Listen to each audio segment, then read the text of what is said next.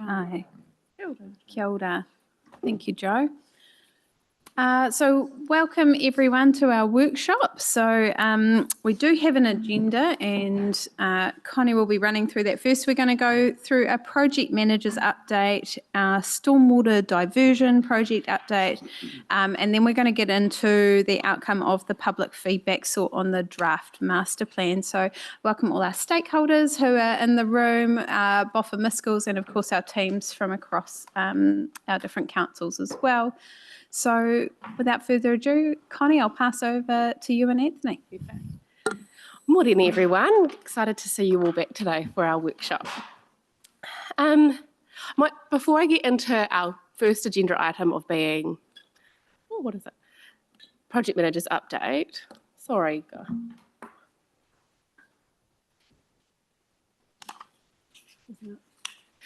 I maybe just want to do a little bit of a setting the scene of what the purpose of today's workshop is, and then figuring out how comfortable you are with our decision for endorsement of the master plan scheduled for 9th of June. So it's pretty soon and it's coming up, and I really just want to get your direction today on what's next for that. So it'd be great to probably take a little bit of a step back and talk about our why for this project.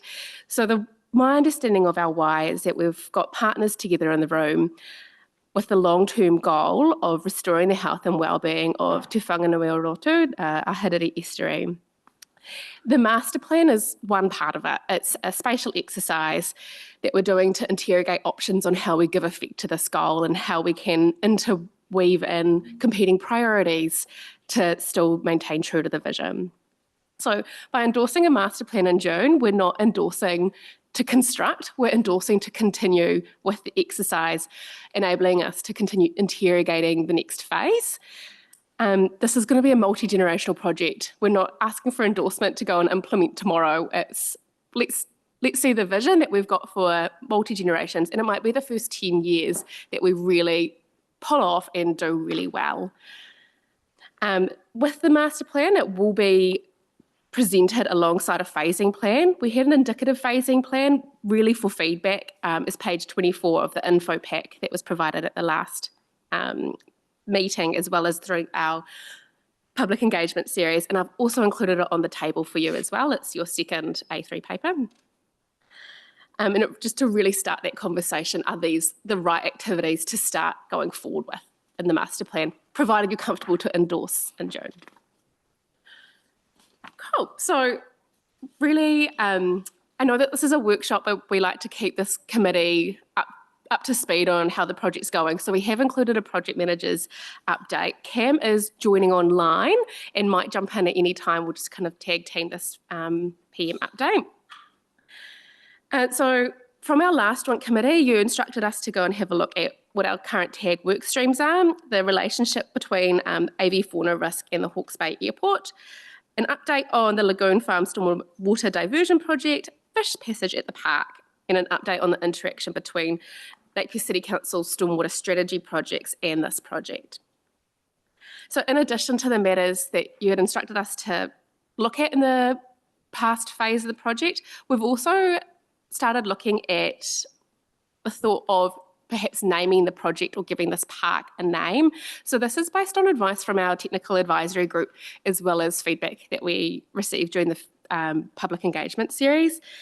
So what we found, so I'll jump into the name first, and then I'll probably jump back into the actions that you'd instructed us from last time. So it's a really curious part with the name. I think during the public feedback, it was probably poorly understood what Ahuriri Regional Park was. When you look at the thought of the naming convention of park, people really quickly jump to recreation, coming, staying, playing, probably less so connected with our vision, the vision that you guys have set for us around this is a stormwater infrastructure element, there is nature first, it's biodiversity, not necessarily a recreation park. So to really talk about the project more accurately, we think it's a really perfect opportunity to start that process. So in TAG this week, we were advised that an instrumental part of entertaining a name of the park or project is to go through the Kahue Komatua group. And we're just highlighting now to the committee, how do you feel about us starting this process now? It probably was something we were going to do at some point, and it's just going to come forward in the process. So how much do you want to be involved? Do you want to be the lead for that? Do you want us to report back to you in the meeting? Really keen for thoughts. Okay, thank you, Connie. So what I'm hearing is, and I know this has been on our radar for a little while, is that we started with Ahuriri Regional Park. That was the name given to the concept in the Ahuriri Estuary Coastal Region Master Plan a number of years ago. And as we've developed, we're now in a space where we have a clearer vision for what we'd like to deliver on the park space.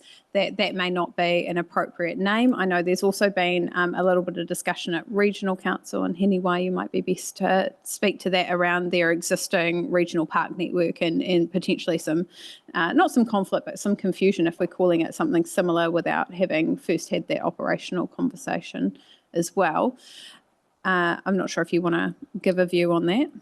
Oh, not particularly, but I wouldn't hold fast to ruling out other, name options. So we're not really stuck in the mud on that one. Yeah. But I think it is a great idea, Connie, that you use the Komatua group to help formulate a name for the park, and it'll be also asking them when is a good time to gift that name in the process. So yeah, that's my only feedback. Okay. Yeah.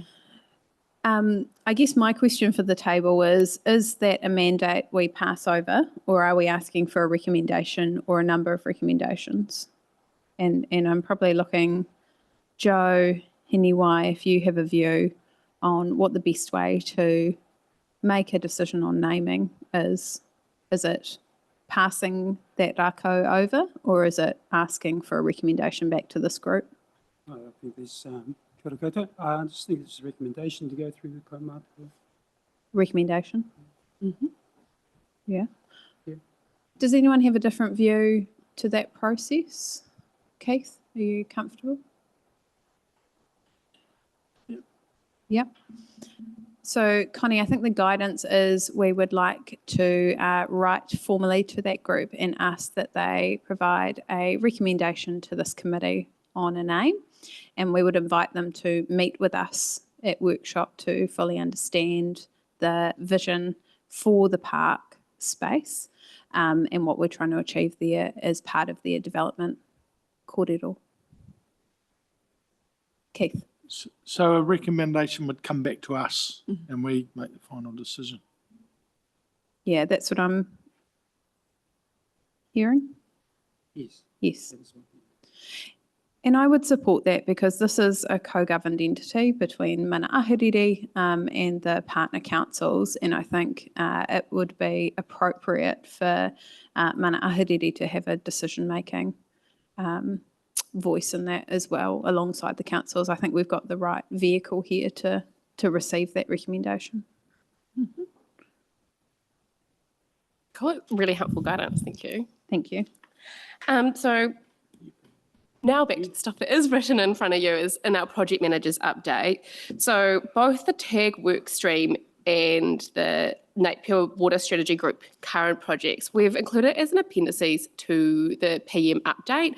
It's just to give you confidence that, yes, the TAG is involved and we are really bringing ideas back to test with them. And there's a list of actions that have been tested alongside the current water strategy projects too. Cool. So the next part that we were tasked with bringing an update to the Joint Committee was the relationship between the risk of bird strike and making sure that we're not compromising the operations of the Hawke's Bay Airport.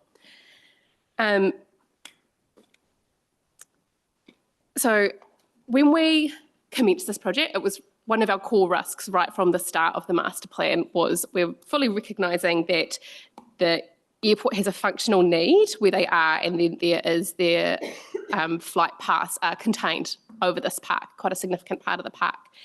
The project recognised us and onboarded in an advisory capacity an avifauna fauna consultant. Maybe I should jump. Yeah. An avifauna fauna consultant to spatially advise. And so I think that's a really key part of it. It was a spatial exercise at the master plan stage, and detail comes once we've confirmed the vision of the master plan, and then we can interrogate the options. We recognise that this risk is a far bigger risk, and so we're trying to bring forward that piece of work to interrogate the risk further of the spatial elements of the master plan.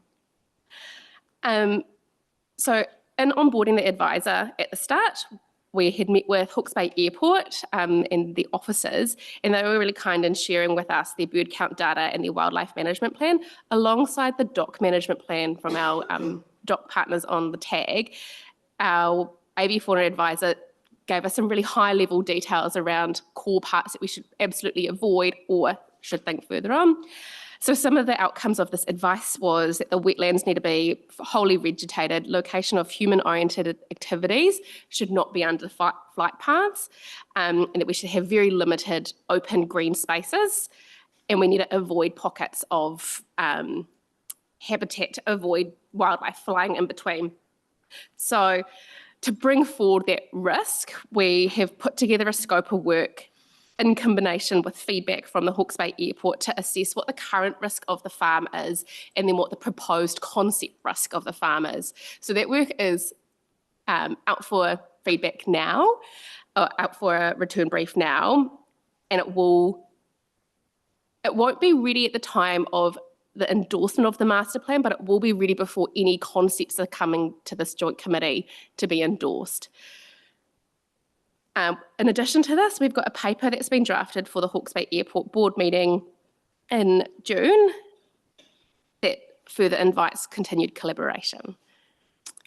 Cool, thank you, Connie. And I think it's a good time just to welcome Nick. Sorry, Nick, I should have done that more directly at the start. So Nick is the Chief Executive of Hawke's Bay Airport Limited, and I will hand over to you, Nick, just to give a bit of an intro to the committee and to the room. But from my perspective, I think it's really important, and it's great to have you here, Nick. We have, as a committee, discussed and obviously elevated through our technical advisory group that strategic risk that we have around bird strike being a non-negotiable to be mitigated through the development of the park. And I know that is a concern not only for the airport but for your key stakeholder, Air New Zealand, who we acknowledge is also a party to this. So I'll hand over to you, and really interested in your views. Thank you.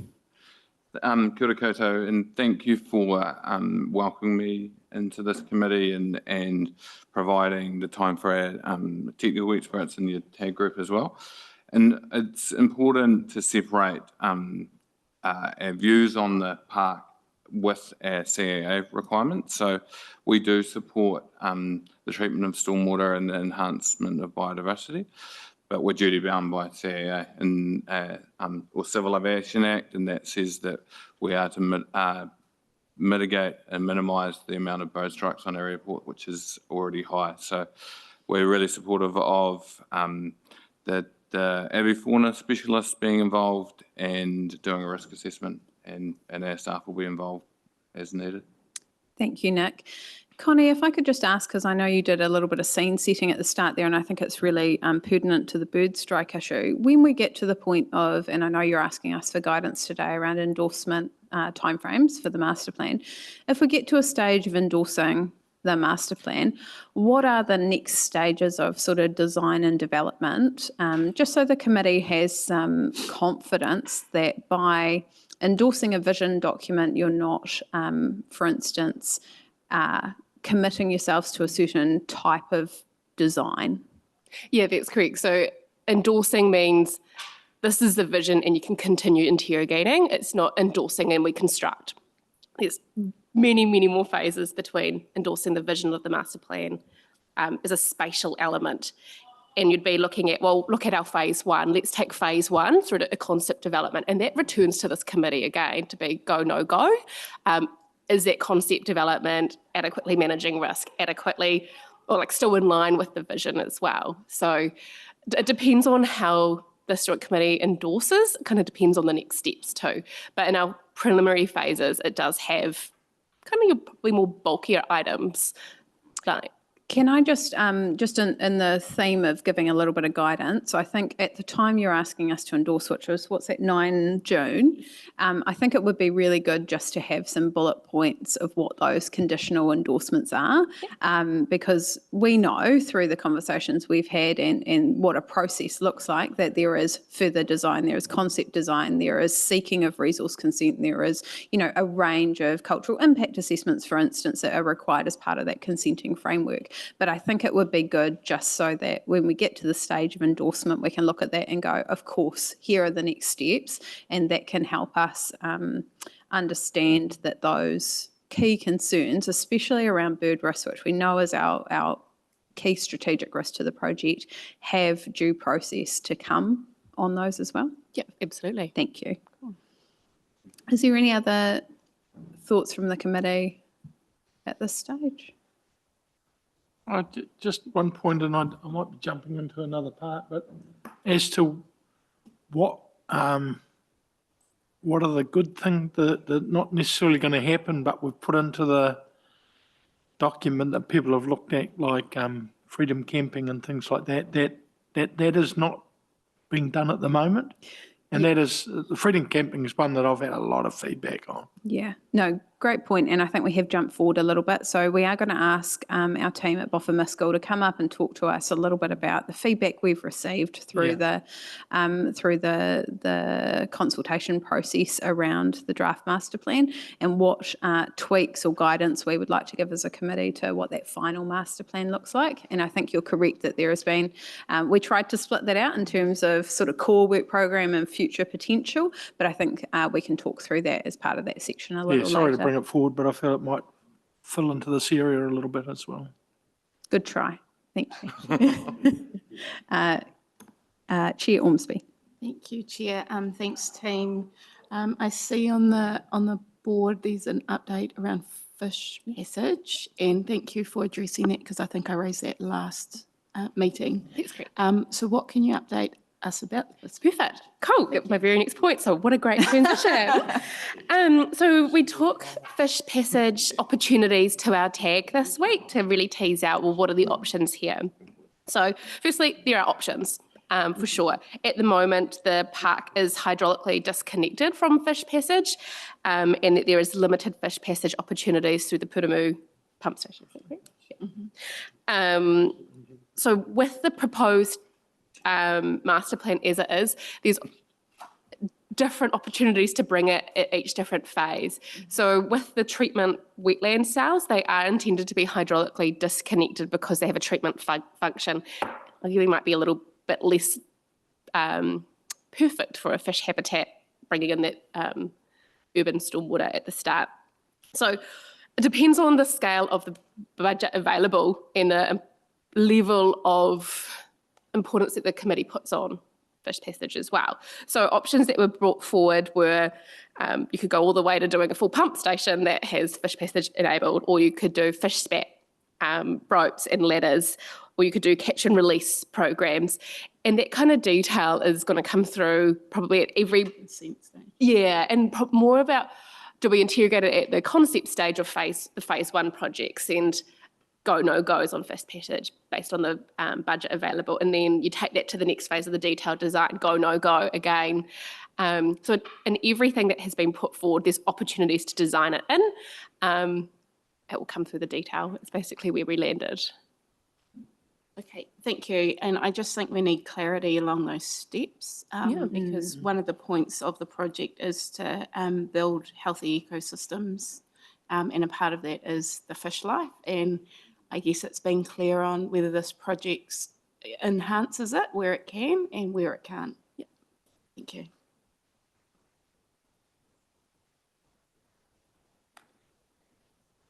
Cool. So in terms of the project manager's update, we have listed the actions that have happened between when we last spoke and now. I'll give you a quick update. I just don't want to bore you. It's very administrative, but I want to give you confidence that we've got momentum in the project.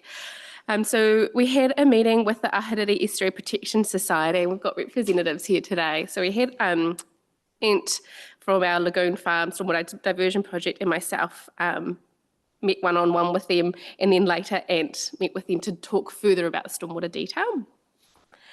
There was a hui with mana Ahuriri that was attended by Deputy Mayor Annette Brosnan to talk about the master plan's development. We've had a meeting with Air New Zealand, and I think that was a really helpful meeting to understand, to clarify some misunderstandings. I think that there was a vision that this project was consented and getting built, and we really wanted to make sure, like, no, there's still opportunity to really participate. They expressed that they're really interested in anything that we do for bird strike mitigation. So we'll continue to keep representatives in New Zealand abreast of the project. We presented to the Hawke's Bay Regional Council Environment and Integrated Catchments Committee, presented to Future Napier Committee, and then we opened for our public feedback. So the Boffa School are going to go into far more detail on this, but at a really high level, we took a multi-prong approach to seeking feedback, and we got really great attendance at both our Napier City Council open house event. We won the Best Booth Award, just a humble brag there. We had really great engagement at the booth. And then we had over 100 people at our open day event with really engaging conversation, and the whole session that we were there were people on site. There was definitely not a downtime at all. There has been a meeting with Hawke's Bay Regional Council engineering team and our Regional Parks project just to make sure we can align with opportunities and constraints closer. And we've had a tag update this week too. We're still, in terms of how the project is progressing, we're remaining on our budget. Our risks remain as reported last time. That's the bird strike matter, and a continued program of how to respond to this risk. Great, thank you, Connie. Just a question, at the tag update on the 20th of May, 5th, January, February, March, April, May, yeah, May, was there minutes taken of that? So there's notes. Okay. Would you like to have copies? Yeah, I'm just wondering if when tag meets, because I'm conscious that as we get closer to endorsement and then post endorsement, when we're looking through, concept, detailed and more design phases, it's going to be of more importance, I think, to this governance level, just the summary of what's discussed at tag. So I just wondered going forward if we could have the notes or the minutes from tag included in our agenda items to committee. Absolutely, can do that. Thank you. Are there any other questions on the project manager's update section?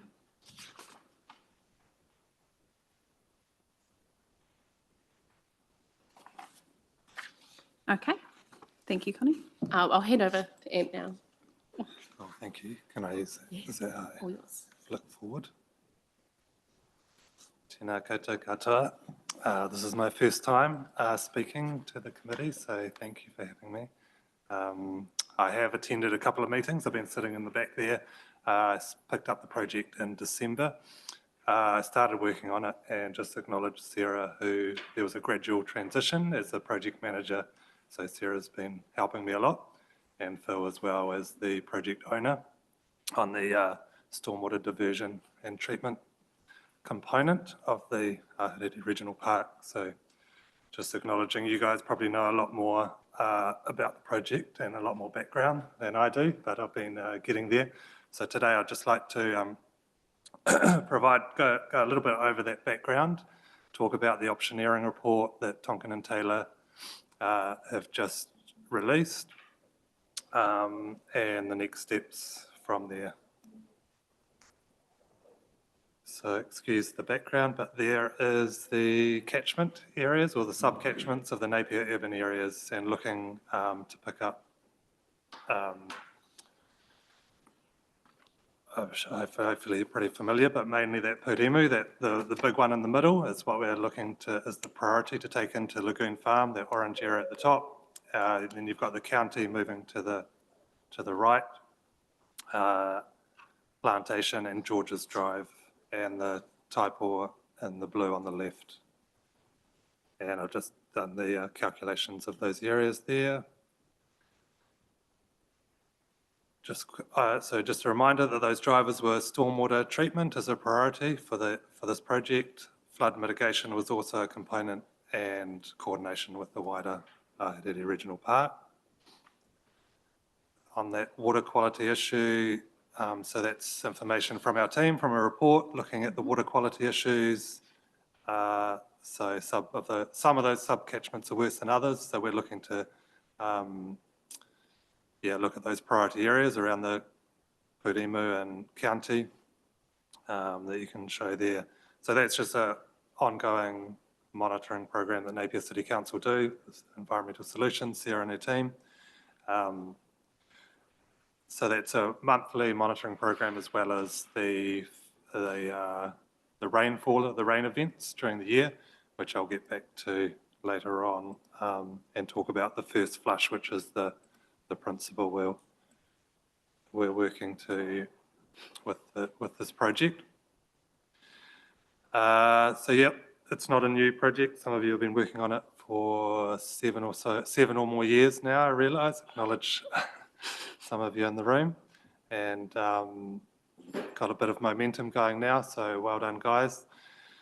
But yeah, that 2020, some of those key points, that 2020 Stormwater Master Plan from Napier City, the Becker in 2023 had the Becker options, which did the initial stage, just acknowledging mana Ahuriri there with Te Whanga that was, came out last year, which aligns nicely with the work we're doing here. And then those last 3 points, the concept design is where we're at the moment. That bold bit is the concept design of the preferred option, which is due to complete in August. And just acknowledging, we've probably slipped a little bit on this project, and the Ahuriri Regional Park and the Boffin-Miskell team have done really well to, if anything, stay ahead of the work, the design work that was being done. So well done to Connie and the team. But yeah, I guess it's important to get it right. So that's our approach. It's, as we've had a few questions, go back to Tonkin and Taylor, but they've been on the TAG group as well, working with those meetings, trying to resolve these issues, which I'll get onto later. But yeah, the optioneering report's out. Welcome to read that 100 or so page document. It's quite technical, but I'll provide a bit of an overview here, and then we go on to more concept design. Just a little reminder on the budget, because a few people have brought that up through this public consultation period. So there's an item in the long-term plan of 26.6, is it, million? For the stormwater project, and a separate item for the Ahuriri Regional Park. They're the two highlighted. Hopefully you can see it better than I can on the screen, and hopefully you're quite familiar with that. So that was the 2023 initial work that was done, initial concept, looking at taking gravity feeds from Purimu and Taipo into that northwest corner, as well as those 3 treatment areas. They looked at that most efficient line for treatment from the Purimu pump station, that's that red line, to the Lagoon Farm pump station. And so that's over about 1.5 kilometres with a long section down the bottom there. And it's quite important, to acknowledge how close that is to sea level. That's your tide levels there, those black lines on the bottom, as well as acknowledging that Purimu is actually below that sea level, below the low tide and well below the Taipo. So that was one reason why the Taipo got excluded from the project going forward. And the next steps, the recommendations were to move to that phase we're in now with the optioneering for groundwater, stormwater modelling,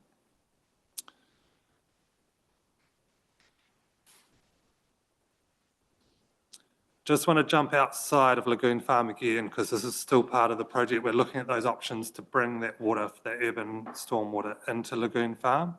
And these were the options that were looked at 2023. So these have been developed, but I just wanted to, as a reminder.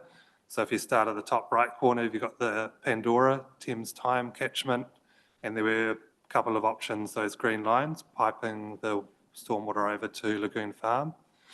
And currently where we're at is that's got its own separate consent, and it's got its own separate treatment proposal, which discharges directly to the Pandora Pond, to the estuary at Pandora Pond. And we did, I think there is mention of that plantation pump station there, pumping over just next to Prebinson Drive, just south of Prebinson Drive. And the other one I'd point out, which I happen to be involved with, is Parklands. You've got the blue line there, and there's still opportunity to do some treatment with Parklands, which discharges just off Prebinson Drive by the roundabout, which will be near the proposed entranceway to the proposed Ahuriri Regional Park. And then currently it flows down to the Purimu, but in a flood that backflows up to back into Lagoon Farm currently. Just that's a bit of a tracking there on where we're at. So the concept design, we're down there, down at the bottom there. Concept design of the preferred option, due to completed in, yeah. So overall, a total, period of about a year that we've been working on this concept design, that we will be. So that just shows the 1 in 100 year event currently, modelled by Tonkin and Taylor. So that's the updated modelling of from the Becker work and the Stantec, which was actually the original 2020 work.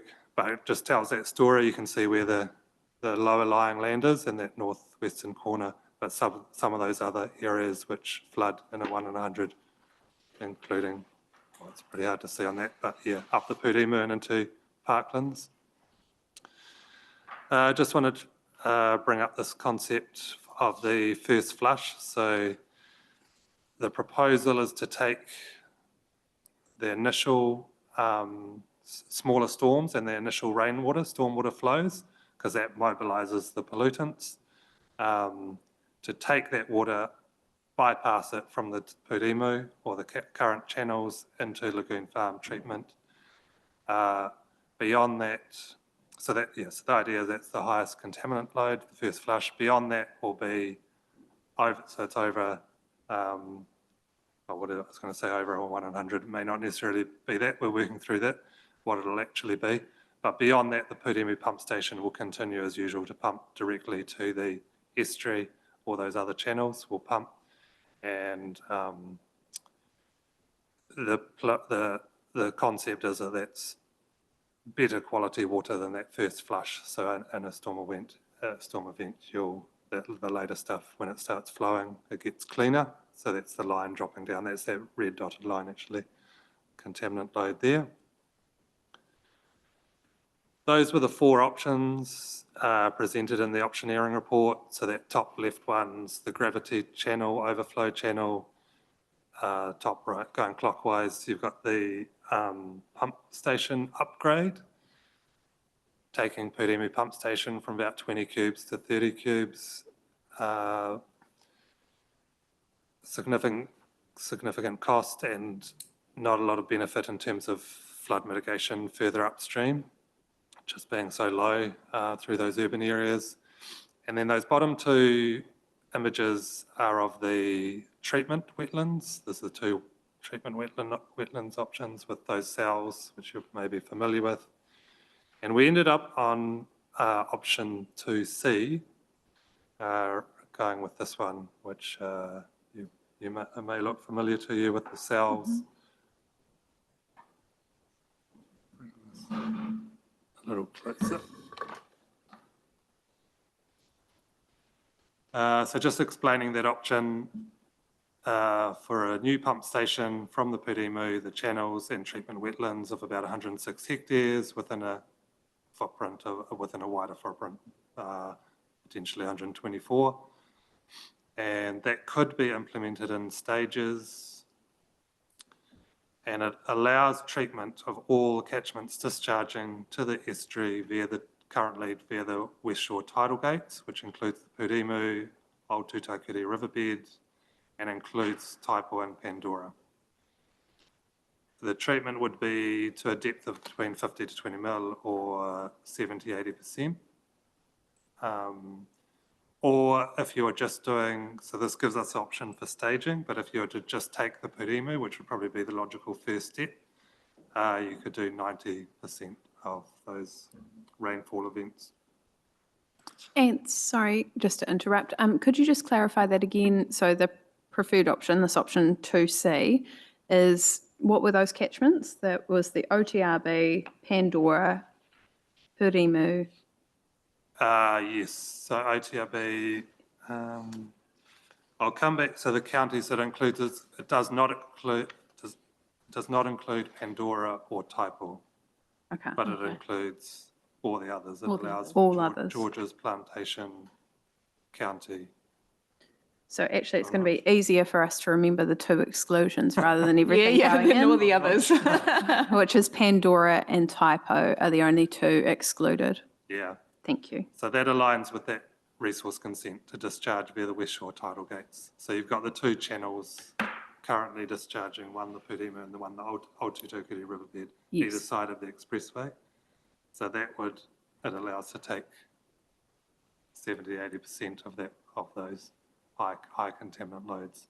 I just want to pause and acknowledge, I think that is an achievement that you've been able to get to that stage. I know there's been a lot of discussion around what inputs were able to get into the park, acknowledging our vision of treating the most contaminated stormwater as much as humanly possible through this space. So I think that sounds like you've been able to achieve that, and I just want to acknowledge that. Yeah, like Connie mentioned, we're setting up for a bit of a long-term strategy. We want to create that footprint. There will be some challenges later on getting, especially George's Drive, those ones that are further away over into Lagoon Farm, logistically and potentially financially. So, but what we're allowing is that footprint, the framework to progress.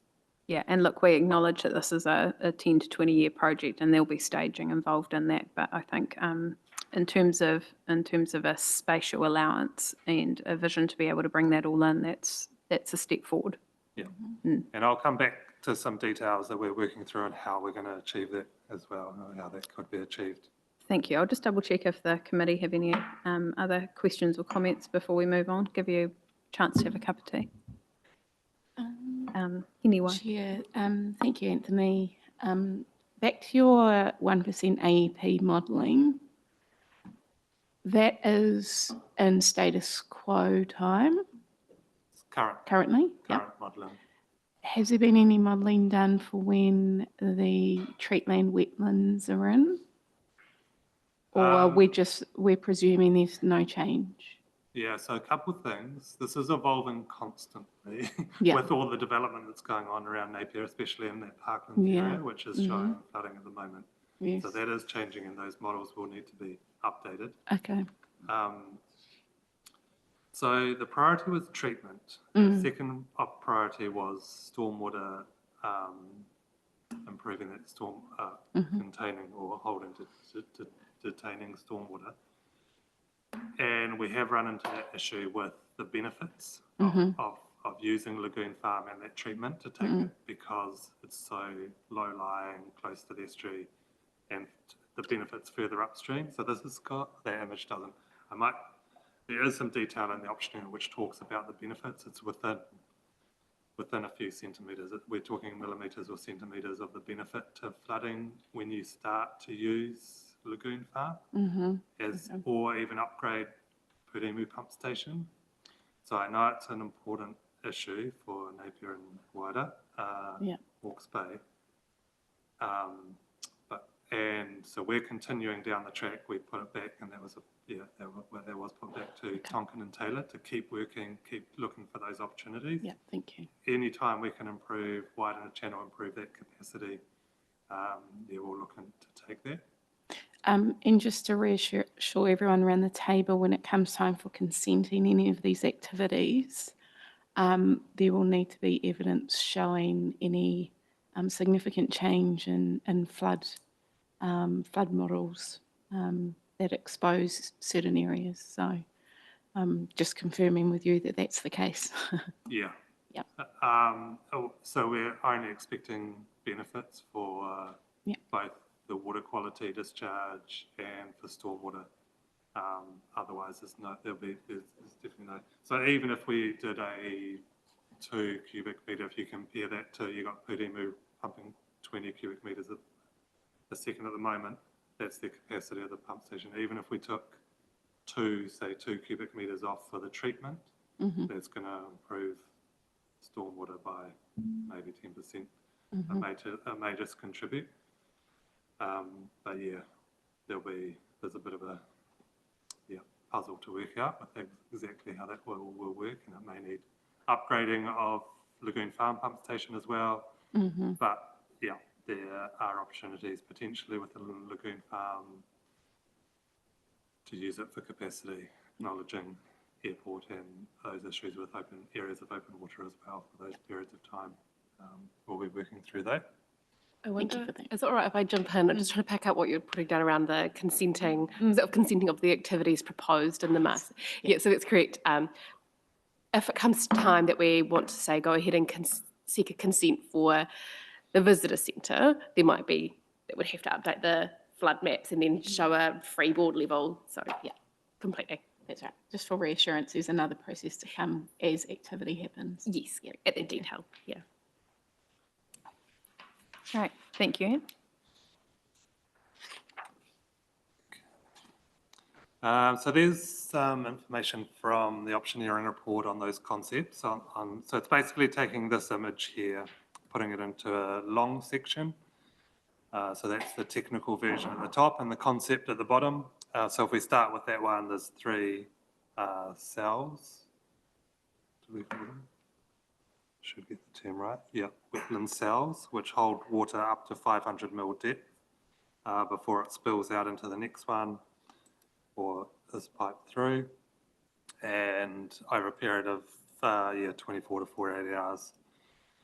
That top image shows ground level, so it shows how it's aligned with the existing ground level. It doesn't have the existing ground level.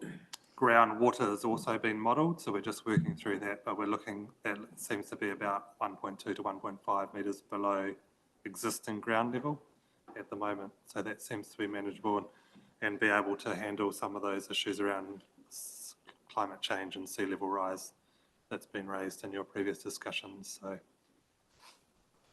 we'll keep working through that in the next concept phase.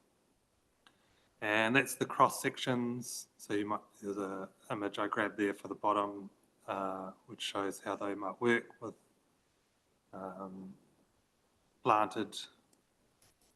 those planted bays, and yeah, the channels, the bays, I think they were, run alongside. That just shows the cut and fill balance is pretty evenly balanced there. That's what the proposal of the current, we're proposing currently, probably gives us some options. So the other next steps, I think as I mentioned, we're progressing to concept design, looking at localised flood mitigation, co-benefits in smaller events, just noticing those challenges that they weren't showing significant flood reductions in upstream urban areas in the large events, and looking how we might be able to stage it, use that as a staged approach, including those eastern catchments I referred to, that's Plantation and Georges Drive. So part of those next steps would be that conveyance or pump, which will likely be pumping from Pūremu. That top image is the Pūremu pump station from the expressway. How we'd get that over to the wetland treatment. That lower image is an example of Te Kuru in Christchurch, which is a recently opened wetland sort of mid-catchment on the Horswell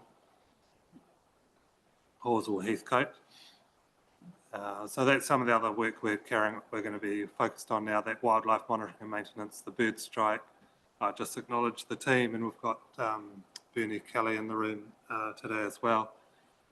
So we're just trying to collate a team, I'd like to say world-leading experts in bird movements around the estuary and those migration patterns. There's some really good knowledge and information that's already been gathered.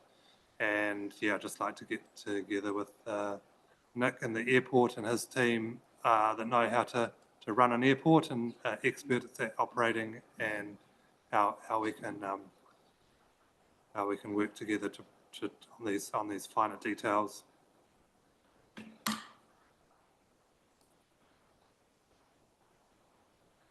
Yeah, acknowledge the Boffa team, so they've been keeping up. So hopefully, yeah, that's the image a lot of the public has seen, which has already incorporated the concept that they've been working through, and that Tonkin Taylor have been working through, just to give you an idea.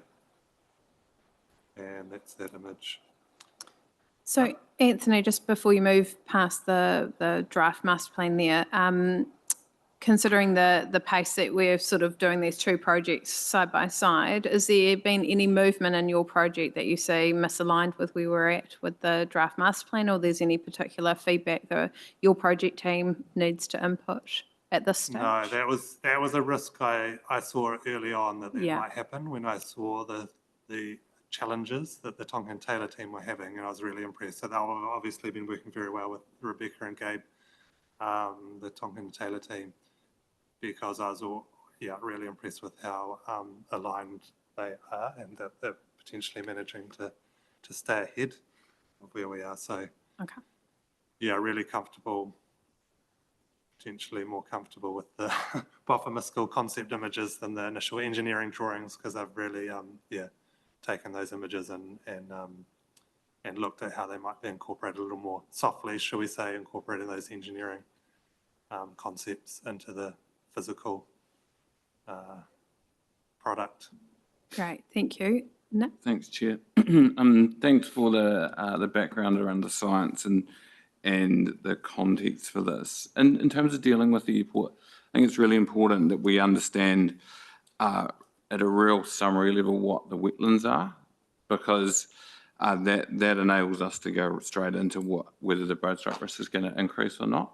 And so what I'm taking out of this, it's kind of 106 to 124 hectares of wetland with the water depth of about 0.5 metre. Is that right? Yeah, that's right. That's the concept, and maybe we're likely to stage that though. Yeah. At what Thank you. stage, Anthony, will we be able to have the correct expertise from the technical advisory group sit down and provide that kind of detail to Nick in terms of staging, depth, planting plans, that sort of thing? And I'm not sure if that's a question for you or for Connie, or there's a intersect, I think, between the two projects there. So.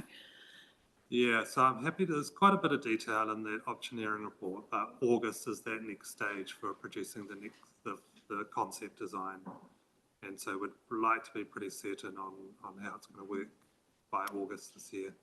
Okay, so I think at that stage, if we could just have an action that obviously you guys get together ahead of probably a technical advisory group meeting, so that can be brought into that space as well. Yeah, thank you.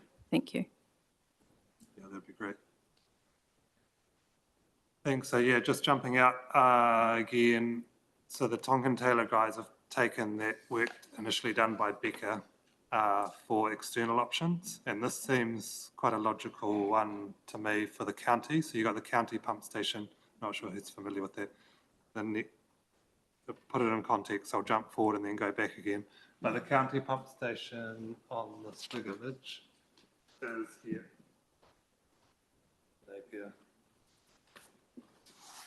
So it sort of runs parallel to the Purimu and comes out of an industrial area. So the contaminants are quite high, contaminant loading. So we're looking, and there's already a bypass channel, an overflow channel underneath the expressway. A lot of people aren't aware of that, and a bit of land there.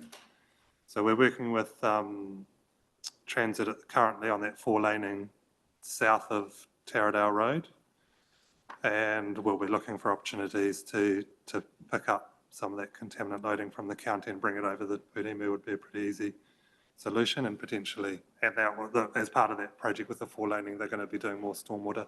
Like we mentioned, every time we get an opportunity now, Sarah and Phil can talk more about that, but we'll be looking to improve the water quality, water opportunities for treatment, as well as capacity, stormwater detention.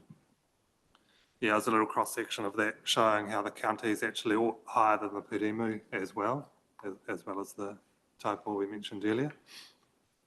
They're both pumped. And then you've got at the top is Plantation Pump Station. There's a green line there running over to Ahuriri. And then the more challenging one, so you're getting up to about 4 kilometres now from George's Drive pump station over to Ahuriri. If that's one option to bring that water over to Lagoon Farm.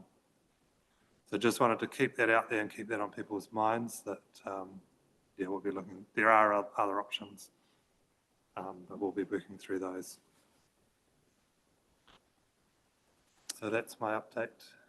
Great, thank you. That was really thorough, and it was good to see the work that's being done by your team in the background. I do congratulate you, I think, on getting to an alignment point with this project as well. Like I think you mentioned, there was a bit of a doing in a race format, and I think it's got to a point now where it does seem to be quite well aligned with where we're at with the visioning process. So, thank you for that. I will ask if anyone has any questions on the stormwater modelling answers provided. I think that was really well done. Thank you, Anthony. And if there are any questions from the committee, we can circulate those, I'm sure. But we do have a couple of actions there. So if there's no further questions, I'm quite comfortable and we'll carry on. Thank you, Anthony. Excellent. So from this point, I'm actually going to hand completely over to our BOFA team to take you through the public engagement and the outcomes, next steps, start testing your thinking on what the plan's going to look like. Fantastic.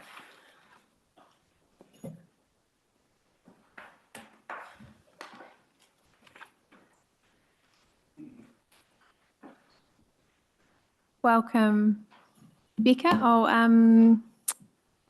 Rebecca, I'll give you a chance to introduce your team to those who might not have worked with you yet. There's a few new faces in the room, so kia ora, welcome. Kia ora koutou. I'll pass over, but our team, I'd like to perhaps start at the other end of the table and we'll come back toward me if you like. Okay. Ko Gabriel Takuingoa. I'm a landscape architect based out of Christchurch, Aotearoa. Originally born in Napier, but it's nice to come back and work here occasionally. And I've been helping work with Bex and Will to lead the design end of the project. Cool. Kia ora, Gabe. Kia ora tātou. I'm William Tukuingoa. Yeah, I too am a landscape architect and also a Māori design advisor based out of our Tamaki office. But I'm fortunate to also work remotely here, Hawke's Bay being home for me, Napier. So yeah, it's been a great kaupapa to support and be a part of being local, and then, yeah, I guess looking into the future.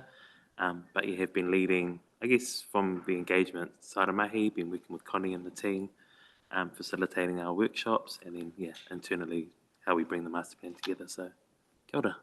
Kia ora, thank you, Will. Kia ora koutou. I'm Rebecca Ryder, a landscape architect. I'm based in our Tauranga office. Bofama School's a company spread across New Zealand, Aotearoa.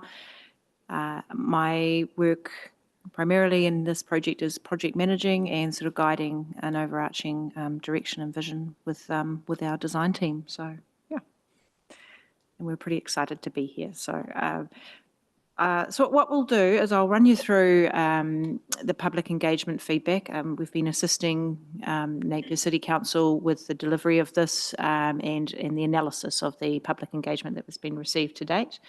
Hopefully I've got the right thing. Just a quick synopsis and reminder of the project key drivers, and I think that was already held within some earlier work that Connie was presenting on, but obviously we've run through that relatively detailed. This information formed part of the master plan document that went out to public engagement, and also was fed in, and the design drivers were fed or driven from this framework model that was produced as part of the early engagement work that we did with key stakeholders and mana whenua. The project has got a bit of a timeline, and that's in the info pack that you've got with you, but it has been an iteration of developing the vision all the way through with a series of check-in points with the joint committee, key key stakeholder workshops and workshops with mana ahuriri. We've had also presentations to the Huia Hapu and presentations to the mana ahuriri board separately as well, just checking in all the way, as well as workshops with TAG. Gabe and Will have been key and integral part of the workshops with TAG to make sure that we're checking in and checking and rechecking our design process all the way through to ensure that nothing's left behind or we've not made any particular errors in the work that we're doing.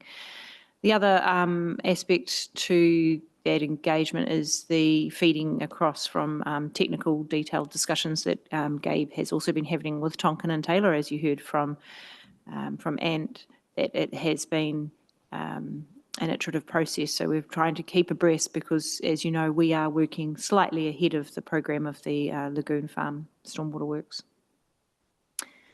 The public engagement period that was held was from, and I've got to read this now in the detail.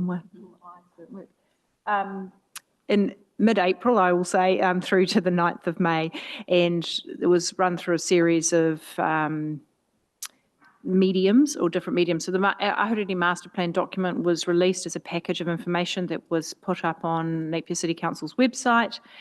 It was also promoted through video footage. Some of the people in this room, including yourself, Annette, were part of that video footage to help present and enable people to understand not only the project but the scale of the project as well. The methods that were delivered, which you heard from Connie earlier, were through the website, the Facebook page, Council's Say It platform, enabling people to come through and provide feedback, invitations for written submissions, the Facebook page, as I said earlier, and the open house that Napier City Council had, and of course the open day. Just as a quick summary of what we've found through the material that's come through, as well as the attendance at the open day, we had 213 views on the Napier City Council's website page. The Say It page had 1,179 views. So obviously people moved to that relatively quickly, and 39 written submissions that came through the Say It proposal, the Say It platform, sorry. The Facebook page had 35,000 views. Obviously, that's multiple views. If you view it twice, that's counted as 2 views. 109 likes and 74 comments. We haven't summarised all of this Facebook comments, but we've looked at those across the board in terms of how they've related to the Say It, the written submission ones, and picked up the common themes that have come through. And on the open day, we had 144 people attending, including, and plus on top of that, we had the elected members as well coming along in the joint committee.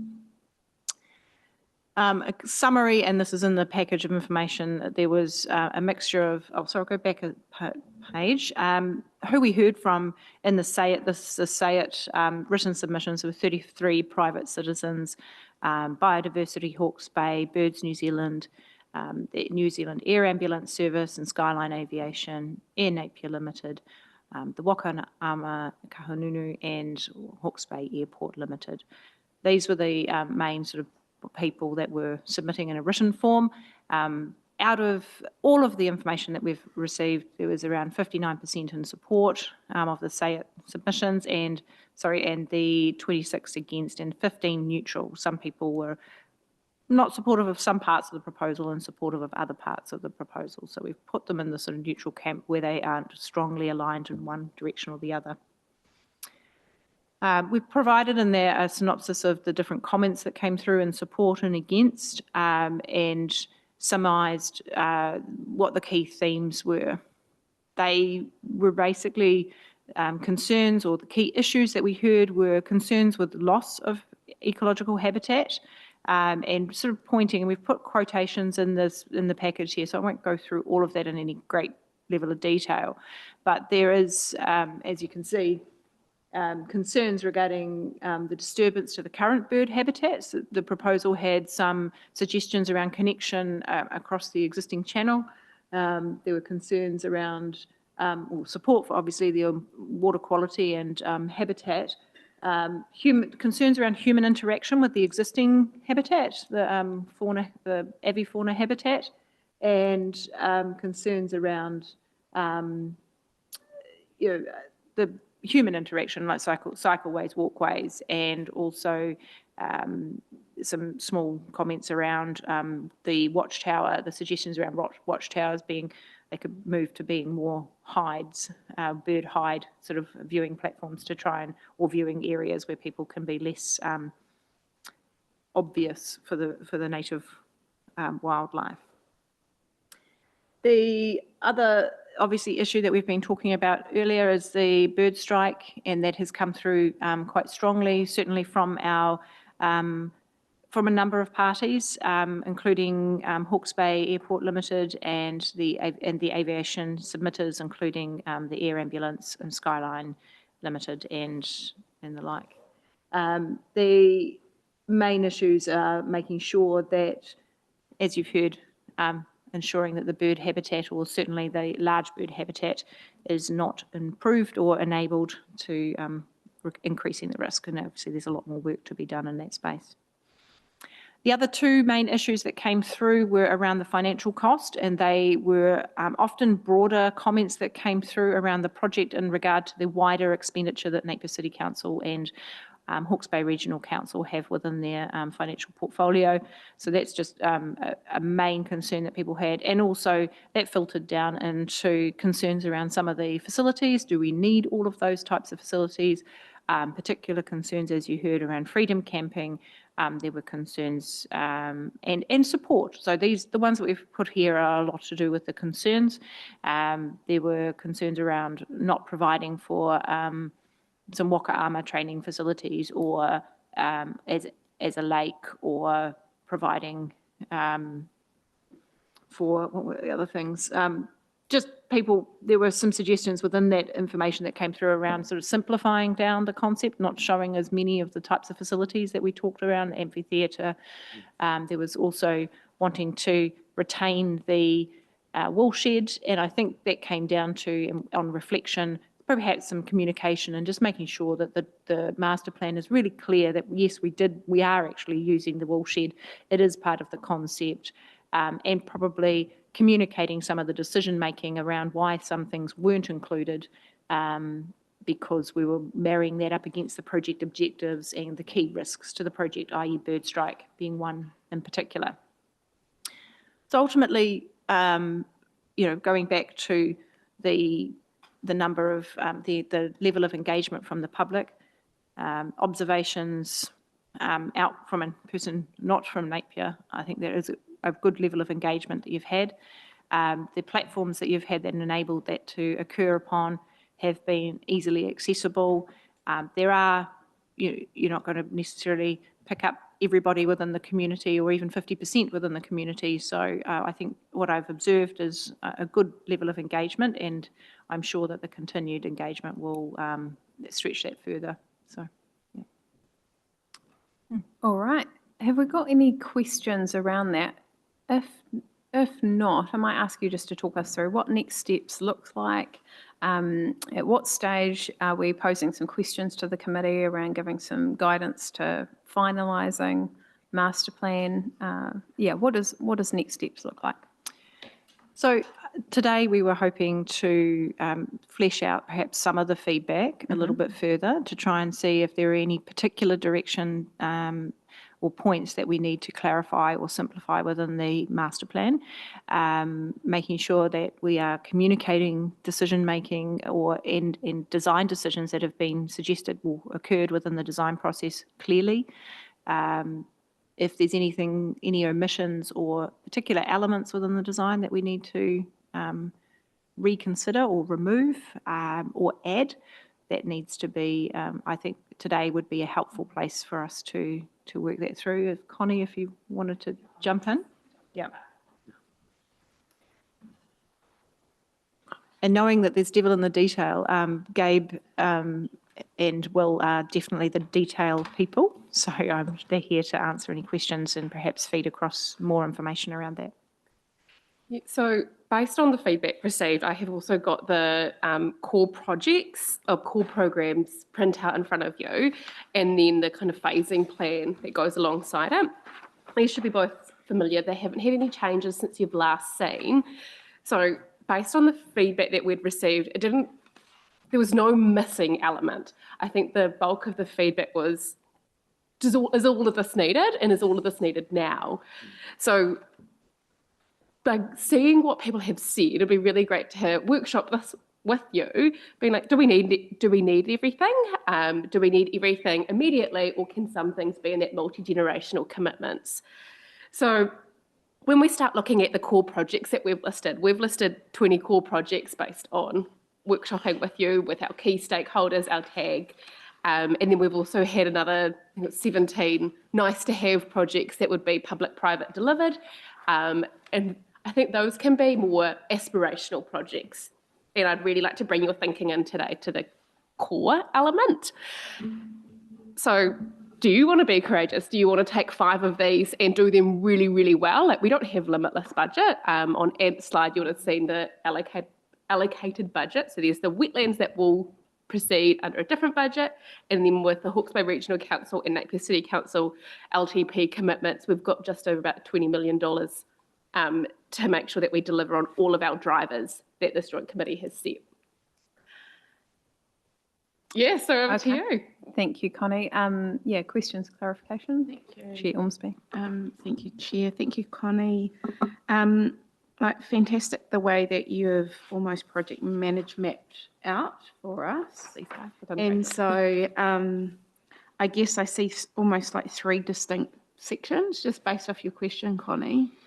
And it is a question for clarification. Would you like us to start chunking and prioritising what you have here in the concept plan? Yeah, I think that's a really great idea. Okay. And it's not necessarily like trying to pick out like a shopping list of nice to haves. Yeah. We really want to drill down on this committee. Yeah. When we set out our direction of having infrastructure has to be provided for, it has to be biodiversity. Yeah. And we had those core drivers.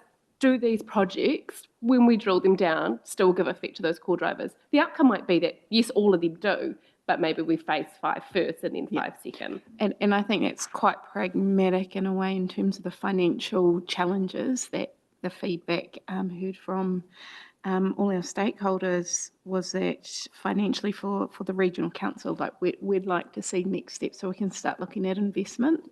So that makes sense to us in terms of project needs and maybe business casing for the investment side. Yeah. Okay, great. So what I think we'll do, team, if this works for you, so we've got our core regional park programs list, and then at the bottom of our phasing plan, we've got those potential future programs. And what I'd like to do is probably just work through one by one, starting with the core projects, considering the feedback we've received, and see if there is any additional guidance we would like to give to the team around either amending amendments inside the master plan ready for endorsement, or moving it into a different section. And I'd probably just like to foreshadow that I think that potential future programs, we could probably just be clear in renaming that what I think we're all thinking it is, which is sort of like non-essential potential future opportunities. And that's sitting in the unfunded, long-term potential partnerships kind of space. They're not core delivery program for either council or mana whenua in the short term. So with that in mind, number 1 is our lagoon farm treatment wetlands. Does anyone think that this project shouldn't have the treatment of the stormwater in it? We're a bit far past. Yeah, we're a little bit far past that. Great. So just turn your mind to whether or not there's any feedback that you've seen or considered that needs significant modification to the way that is illustrated in the master plan vision document as well. Number 2 is our plant production nursery for on-site use. Was any specific feedback about the on-site nursery? No, actually, no, there wasn't direct feedback about that particular element. Yeah. And the purpose of it being so high up the list is to enable the growing for the plants that we're going to need on site? Yep, Correct. perfect. Has there been any, sorry, through No, you, Chair. you. Has there been any feedback from, say, Mana Ahuriri or the Tai Whenua or any other current nursery sites currently operating in the region? So I may just jump in. I think the nursery operation is something that will probably need more business case study, and I think there'll have Okay. to be some korero with some of the existing suppliers to see Okay. what the need is. And for the scale of wetlands we're dealing with, it's an awful lot of plants. If Yes. someone else can actually do that, then that Yeah. might be a lower cost way of going, but it could be an advantage to say, well, here's an area of land available for use to help propagate plants for this project. Whether or not that's a long-term need, that there's other plant production opportunities or community partnerships that might evolve. I think at this stage is really just identifying here's a fairly large area which could be made available if there is the need and demand. Okay. Likewise, there's been conversations around, so like Napier City Council has a nursery too Yes. in town, and it's kind of, do we take a really big picture, strategic thought of Yeah. Napier City assets, and is that better located out here to support Yeah. the production alongside all the other needs of the council? So spatially, we're like, oh, is this okay to include? But there's all these other opportunities once we've confirmed visioning that we can start really interrogating further. Great. Our next item is our waharoa, our entrance. So that's at our existing roundabout on Prebinson, forming the main entrance over into the park. And obviously having our waharoa as part of that entrance experience. I think that was all pretty supported in feedback. Just a question. Councillor Price. So without deciding on the other things, what's it an entrance to? I know it's to that we've covered 2 areas, but if we can have a nice big entrance, what's it going to be to? I think this is, as we move down, we need to make a decision Yeah. around what priority level we put on that? on that. Yeah. I think there's probably, in my mind, an easy way to link into your cycle or your walkways at that Yeah. stage and your open space at number 9, without necessarily building your other infrastructure. Just to, yeah, thank you. Nick. Through you, Chair. I wonder in future meetings whether this, the master plan's got 6 deliverables that it's trying to achieve: stormwater, water quality, Māori, ecological excellence, natural environment, and significant infrastructure. It would be really easy to put another table in here and actually outline which one of those 6 objectives that each one of them are trying to achieve, because you'll quickly realise it. And the reason why we haven't thrown out the wetlands, obviously, is because it meets at least 1 or 2 or 3. yeah, at least 4, and that might be an opportunity to quickly whittle them down. Good suggestion. Thank you. Connie? Just on that great idea, we did include that in the info pack as well. I just haven't printed Yeah. that one out in supporting documents. And the reason why I say that, given this is a 20-year project, it is easy for us to forget in future what the purpose of each one of these elements are when we pick it up again. Yeah. Thank you. Now we have our regenerating forest and wetlands. I think we're all aware of the amount of space we have around that needs filling, and those are the right ways to do that. Naturalisation of the existing drain channel. Did we have any specific feedback on that item? The feedback that came through for that area was, do we need to be doing that additional work? So there was some of the financial feedback was about, do we need to be investing in doing anything beyond the stormwater wetlands? So ultimately, that comes down to pretty much everything outside of the stormwater wetlands, Okay. and concern around that additional habitat for bird strike. So yeah, those are the key kind of fundamentals. Let's move that down the list, unless there's any other views on that.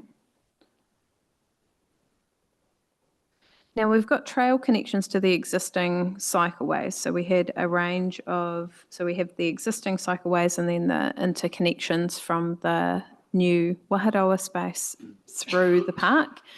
Feedback on that, I acknowledged there was some around getting people into spaces that maybe they shouldn't be, or Yes. connection into Yeah, concern sensitive. around disturbance to existing habitat, as well as, so that was outside of the site, suggestion about that northerly connection.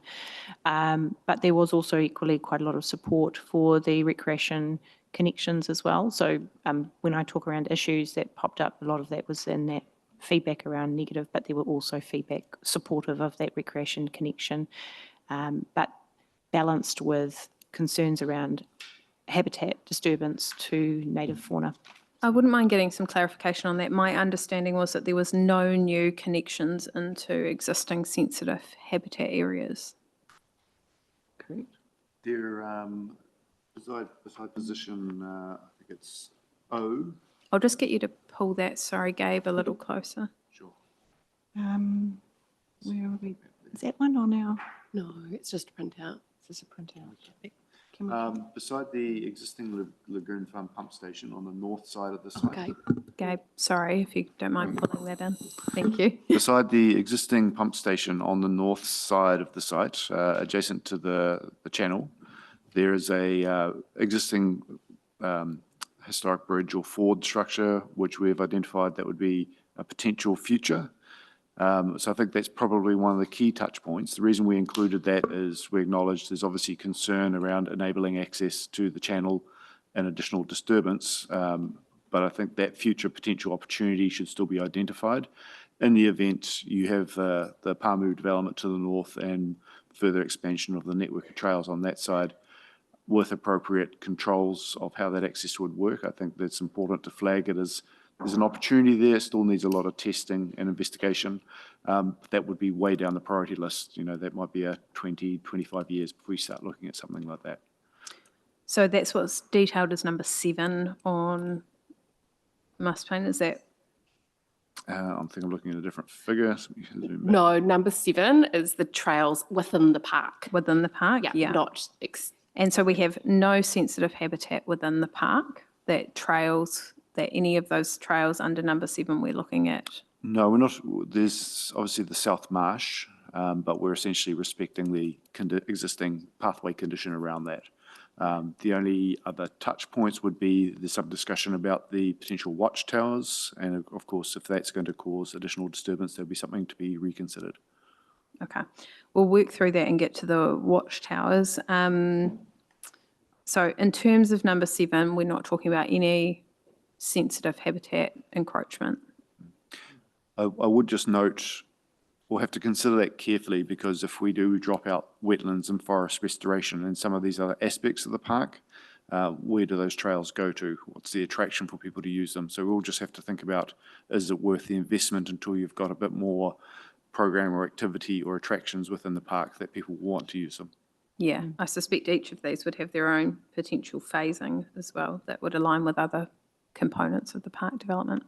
Chair Hanaway. Just a clarification, the difference between the regenerating forest and shrubland versus the regenerated native wetland and existing channel. Do we have like a concept just to show exactly what you were talking about there? If we jump computers, we might lose online Okay. capability. Are you okay with that? Yep, quite Go comfortable. ahead. Yep. I just don't want us to miss out the 5th Oh, we do. one, depending on what it You- is. You do it. Got a USB. So, got a USB. Let's see. Is that I think gonna be we've got enough? both of them Yeah. in Hanaway. So Oh, we've got them both 4 in. and 5. Oh, I thought 5 was coming out. The Ah. regenerating So the, native wetland? No, regenerating naturalisation of the existing drain would move down. Okay, yep. So the regenerating wetland and existing channel we're talking about is essentially the existing channel through here being Okay, naturalised and widened to provide a bit more habitat opportunity as it collects the water from the treatment wetlands and then goes down to the pump station. okay. This area in behind is essentially the shrubland grading to the forest land. Yes, okay. So that's the sort of key delineation there. You could implement this with, the scale that would have to be tested, but it might be relatively light touch for this, just to pick up and make the most of the water resource which is coming down here. Mhm. The forest and the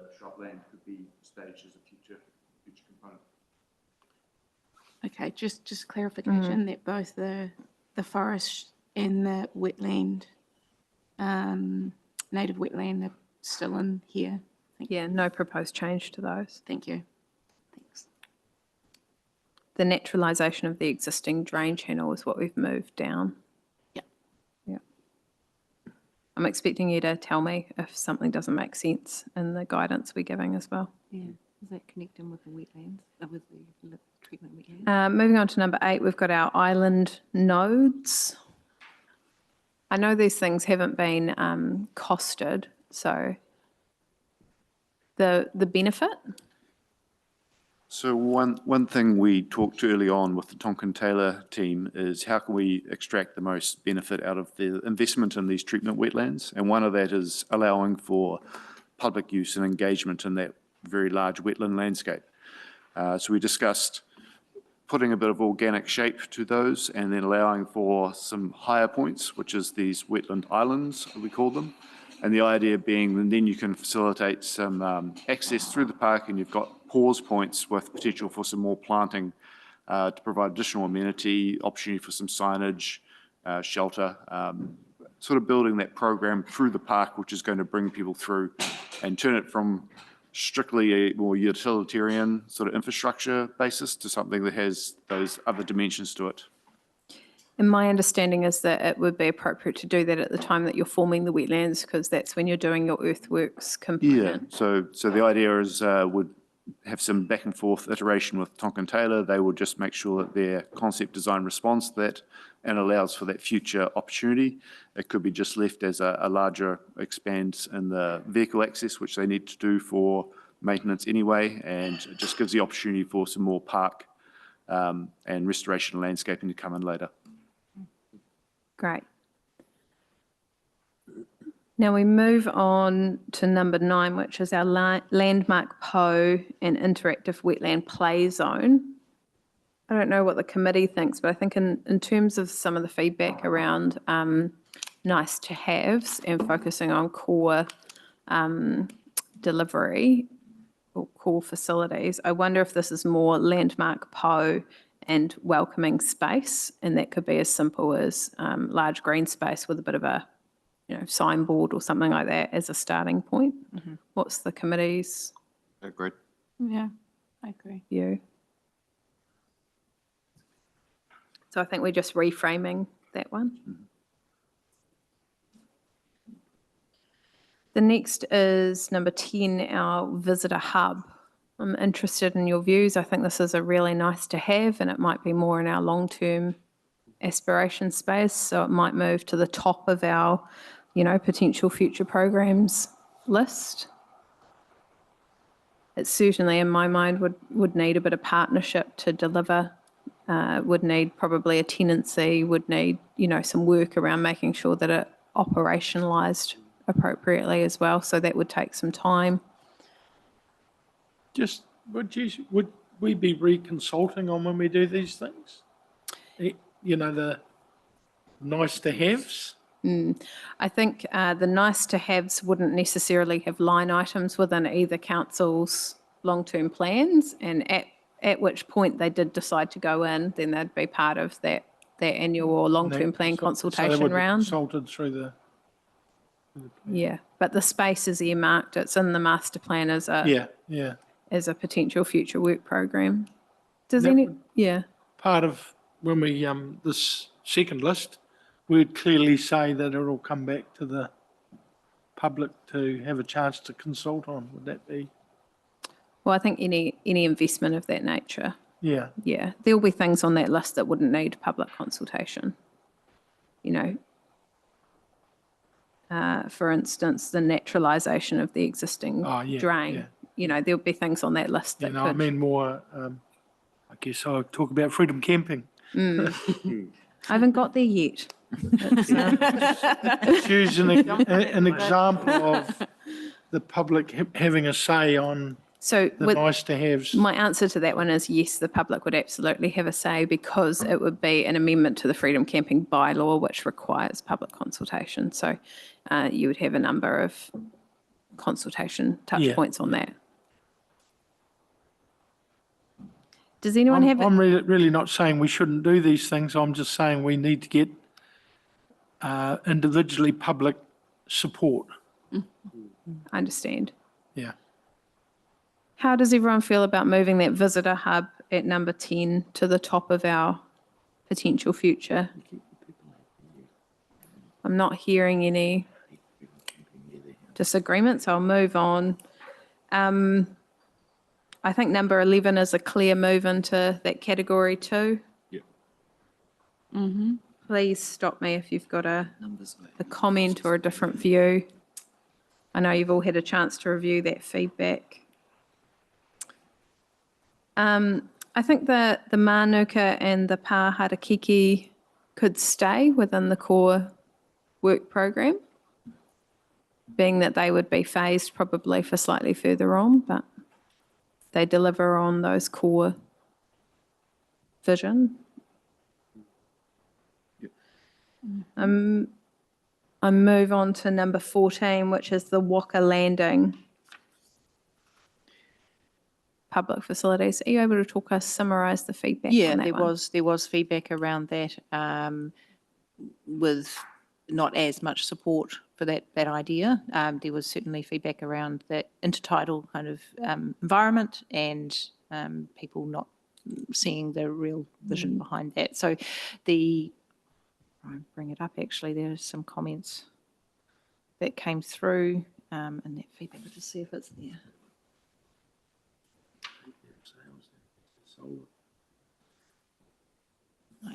It might be in the facilities part. That's good, thank you. Waka Landing, yeah. So that was the only real main comment that came through at the bottom right of the page there. It doesn't feel that they need to go as far up. It's to do with bird life, wildlife habitat disturbance, but there were also comments that came through around the viability of doing that with an intertidal estuarine environment. So, yeah. Yeah. And comments that the Pandora Pond obviously still provides for wakaama. And that was also coupled in the same submission point that came through around wanting to have a wakaama lake on the site. So, yeah, and wanting more engagement around that. I guess I'm looking for a view from the committee. I think perhaps it's too specific. Is it as part of a future program of work, there is just a dot there that there could be a stop point if you were kayaking or wakaring or whatever happens up and down that channel naturally already now with usage. Is there value in having a stop point, somewhere you could hop off? A water recreation node, yeah. Yeah, and keeping that fully natural probably rather than some sort of built form or not. And so that's what I'm seeking views on. Councillor Price? I support what you're saying. I think it leaves it available, but not too specific. And that just means it can be developed in future to be appropriate. I do think, just looking at all the feedback, I think the removal of built form against the estuary edge is a good direction. So I know there was some concept around possibly a stop and stay, a cafe, or I'm not sure exactly what it was called. Like a kiosk. A kiosk. Yeah, I'm just not sure if that's necessary. If we just had a natural stopping point, which I think you can almost do now, hopping off the edge of the.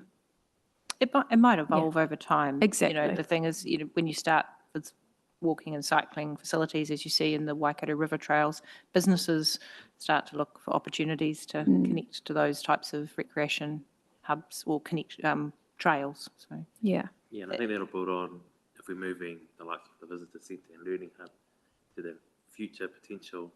Then those things like kiosking that we think about a journey or something, a day of in Ahuriri that could happen in alignment with that. So Yeah. Great. So I think for that number 14, I think we're at sort of a natural stop and stay and picnic facilities, keeping it really not built form, but still a place where people might stop and enjoy it. It's a beautiful space down there. It's next to an existing cycleway, so we're not introducing additional people into a sensitive habitat area. Is there any other views to add or contrary to that? Thanks, Chair Hanawara. Chair. I think that's a good idea for 14.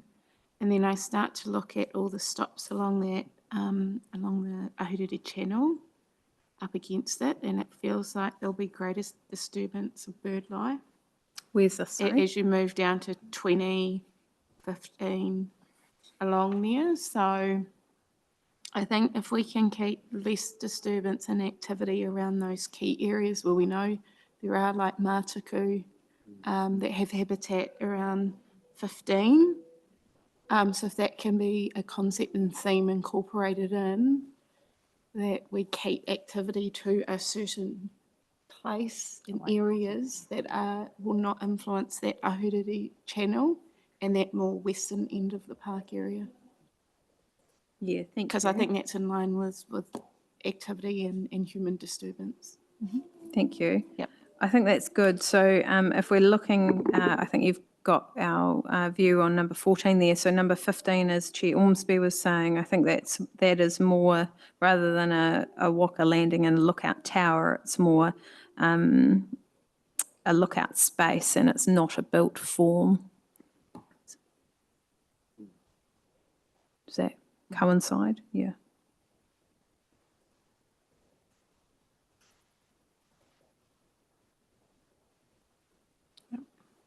I think for me, number 16 sits at the right level of still in the open spaces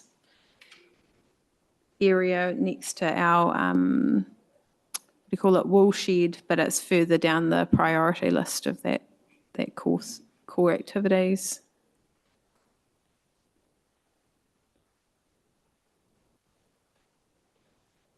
We've got, so that was 16, 17, 18. We have our community foraging zone and trails.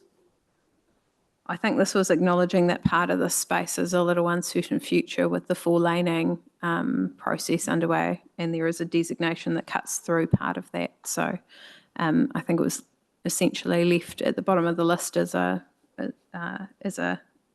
to be confirmed. We didn't have any other feedback around what could go into that zone. I know we kind of used it as a place filler, but it can continue as such. Eco camp and short stays, number 19. I love this idea. It came from it came from stakeholders. It came from that hui. So I would be loath to take it out. Especially because of the area it's in. It's far away from sort of creating an issue for habitat, but I do think it has to move into that next section of a nice to have driven by partnership. Sort of probably 3 or 4 down that nice to have list. Yeah, I agree. Yeah. Nice to have for some. Yeah, exactly. It's got to be championed, I think, by others. Yeah, the background to that was scout groups and organised groups wanting to bring nature-based camping and education type of approaches to coming out, taking school groups and things like that to have overnight stays to actually learn and be part of restoration work within nature. So that was the feedback and the driver for what came through the engagement sessions. I think it's such a great vision, and it just, Councillor Price. I think how you just sold it then, it'd be better than people just thinking freedom camping is going in there. And it doesn't say freedom camping, but that's where people get it, and then you get a resistance, whereas what you've just sold it as is a far more...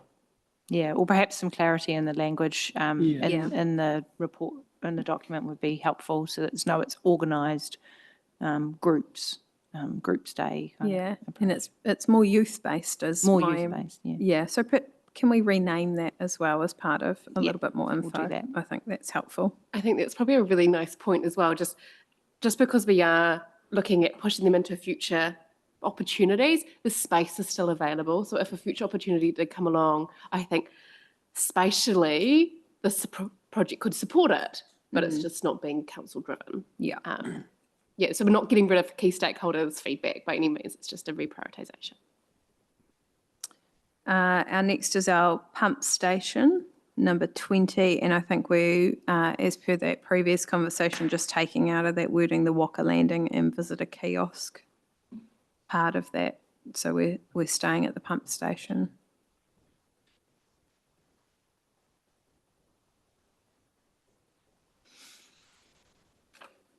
I'm moving on to the staging plan now, looking under that potential future programs, which we're sort of renaming our non-essential potential future opportunities section. And we've moved a number of those from core programs into here. We've got the expansion of the plant nursery, the expansion of a recreational area. At what point is expansion of the recreational area on the map? Okay. So it won't be shown on this map. I've only included core programs. Yes, I in saw that.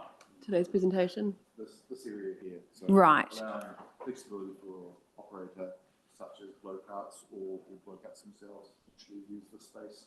And again, it's a little bit of a transitional use until we know what's happening with the central highway work. Yeah. Thank you. My understanding of that space was a bit of a flow over if required from 4-laning. Yep. All right. And then in the nice to have space, we also have our weaving and education centre. Was there feedback? I think the feedback I read was, why would council deliver that? So I think it's really important the way that we header that section around. Yeah. Yeah. Partnership. Yeah. I think it's more, and even weaving, is it cultural and education centre or something like Yeah, that? could be changed. So there's flexibility in what it is. Yeah. Yeah. Maybe we could just look at the wording of that. Is that in line with the Just engagement? Chair, another thought is next to some of these projects where we see it's more community or organisation driven, maybe we can have that as a section so that it clearly reflects that the space is open for these types of activities, but they're not necessarily funded by the councils. Yeah, I agree. Yeah. Yeah, non-funded potential partnership opportunities. Councillor Price, our next one, freedom camping. Do the words stay in the master plan? No, I don't like freedom camping being put in a master plan. I think wording it a little bit differently. So you have an objection to it remaining Well, and I acknowledging? guess I've had a lot of feedback from people that live in Parklands who are pretty close. And as I said, I'm not saying it shouldn't go in, but it needs a bit of. So what if it was called limited self-contained freedom camping? Because I think that was the vision that, as part of the last freedom camping bylaw review, council directed officers to consider areas outside of the CBD and the waterfront for self-contained, limited number of freedom camping spots for future potential. And you've got a parking lot, you've got a distance from neighbours. I guess I'm not trying to eliminate it. I'm just probably the message that should go with it, that it will be well consulted. Yeah. Something like that. That just because the trouble is, people see these plans and we know what they mean, but freedom camping, boom, that's going in, and that's what you don't want. Yeah. You want people to have an open mind and go with it. But I've had people from Parklands and around that area just say, "Oh, you're putting freedom camping in there." Well, and you explain that's not the case, so we need to sell it that it's an idea. I do have some reservations on how well it fits with the park's purpose and mission. Yeah, it's probably the one activity that I feel like doesn't fit so naturally with the park. Okay. So I would look to put it at the very bottom, if I can say that. Yeah, and I would give it another description. Can I suggest we remove it at this stage? And the reason I say that, just listening I don't think it's worth the public angst. I don't think it's warranted. I agree that it's not part of our core vision. If you were in a self-contained vehicle and you wanted to park in any council car park, you could do it for a night anyway without going through the freedom camping bylaw. For purpose, the site. Yeah. There's certain activities that are needed to accommodate such activities. And if it ever did become an appropriate place for freedom camping, it could still be explored through a bylaw. So Yeah. And I support that as well because it will increase road strike risk just because of the way freedom camping is usually used, where there's usually rubbish left over. There's it just creates a risk. Okay. And a whole lot of different management regimes come with that. Okay. Yeah, I think I was just going to add to that is that you'll have a management plan that would then set out management, whether freedom camping is actually appropriate in that site later on. Once you start to establish things, I think that's the important thing, is get things established and actually decide whether that's a suitable, you've got the facilities and that aligns with the reserve management plan direction for Napier City. Yeah, cool. Yeah, I'm keen to remove things that unnecessarily detract from the vision we're trying to achieve here. And I think the words freedom camping are doing that, as is demonstrated in the feedback. So let's remove the barrier. Thank you. Agree. All right, we've got a accommodation and a health retreat facility. My thinking was, and I'm interested in the committees, was that actually the one that says weaving and education centre, and then we've got accommodation health retreat facility. I just wonder if they could be sort of bundled together almost, and there's some sort of wording we could put around both of those that are, that would capture both, leave the space open for potential partnerships, because we're almost trying to preempt what someone might be able to make either commercially or otherwise work. It could be that we ensure that whatever activity is aligning with the overall vision for the park, so that you're not getting other commercial activities starting to approach you. So the reason that we had wording around that or particular ideas was to align it with the vision. So as long as we can link whatever comes in to the vision and the objectives for the management for the park, that's good. We can do. Yeah, have a think about that. Chair Ormsby. Can I just ask about what feedback was given around the accommodation part? Because I feel like this is a bit like freedom camping in it. There was no feedback around the accommodation suggestion.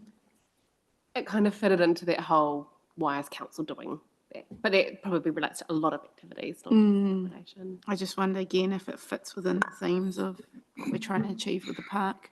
Yeah. I don't see huge alignment other than some commercial return. Yeah, I think the initial idea came about, you've got the organised camping area for like school groups and scouts, and this was more for people who are coming to do some cultural immersion courses or sort of more intensive learning, but maybe don't want to be intense, or small cabins.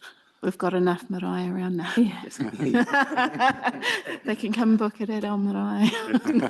I think if we can find some wording that just sort of leaves that space open to be approached for things that align with the vision of the park in terms of any built form available space, and then that can be a case-by-case assessment as well. That's probably I think, I think it's less specific maybe as we can be.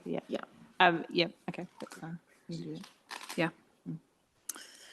All right, we are getting there. We have our complementary commercial area, cafe, nursery, etc.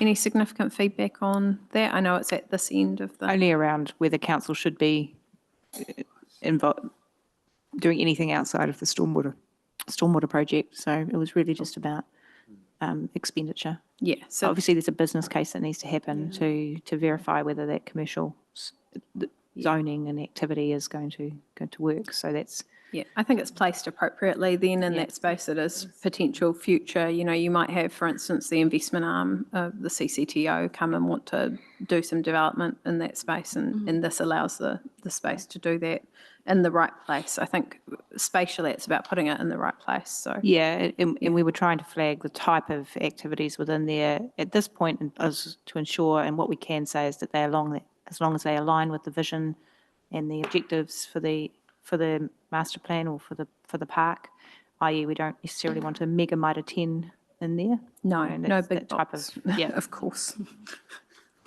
Yeah. Which aligns with the zoning that's currently going through the district plan process Yeah. as well, to Yeah. have complementary to the vision of the park, commercial only. Yeah. Okay, we've got our predator-proof fence and the nice-to-have potential partnership. Obviously, a whole lot of funding would be required for that, so I think it sits in the right place, but certainly meets the objectives of the park vision. Same with our research ponds and research hub sitting in the partnership space.